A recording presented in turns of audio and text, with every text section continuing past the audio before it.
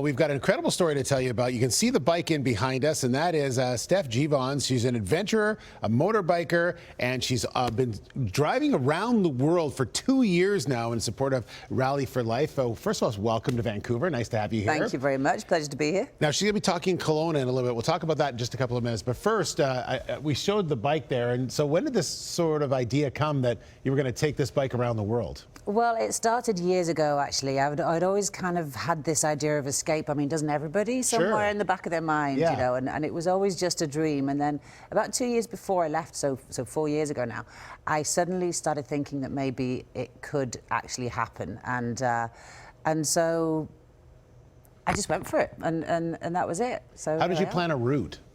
Well, I didn't plan a route exactly, but what I did do was... Which is the best way to do it. Yeah, I mean, I planned a rough route. So I started off going up this way and round here and through Mongolia and down through China, and then I kind of... Where are we here? Sorry, I just noticed this. This is Antarctica. So, wow. So my mission is to ride to 7 continents.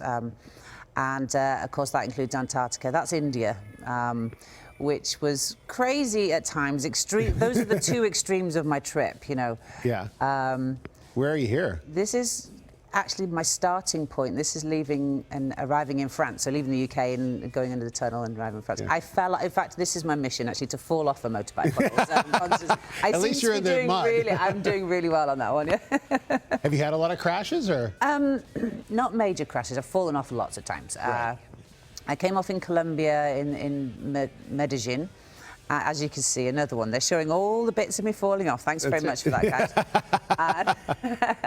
Now, I mentioned to you a little earlier about the bike itself, and it's kind of it looks almost like a dirt bike or a motocross bike. But yeah. But seeing the video, it makes sense now because you're in a lot of areas where you need this kind of bike. Yeah, I wanted something that was going to be easy to manage, whatever the traffic, you know, stuff that I could squeeze through tight traffic, places that I could, you know, a bike that I could take up mountains, a bike that I could drop and pick up again on my own without requiring help, you know. And it's economical as well, of course, so it's lightweight and economical, and so it's not the most comfortable of things, but in the end, in the long run, but comfort wasn't what I was going for. That's not what this adventure was about, you know, so it's a great bike. Yeah, it's worked well for you. It really has. There's no breakdown so far. So Antarctica, India, Colombia, what have you learned on this trip about yourself? Good question. Well, I think that my patience, my tolerance levels have gone, you know, I'm really good at staying patient these days, which is something I never thought I would have been able to say about myself. But when you deal with borders and that kind of thing all the time and red tape, then you have to kind of just stay calm. You know, you can have really hot situations, lots of crowds, and the trick is to stay calm, of course. And the fact I've learned that I can do this on my own. I have a lot more strength than I believed possible. Yeah. Has it been a lonely trip sometimes?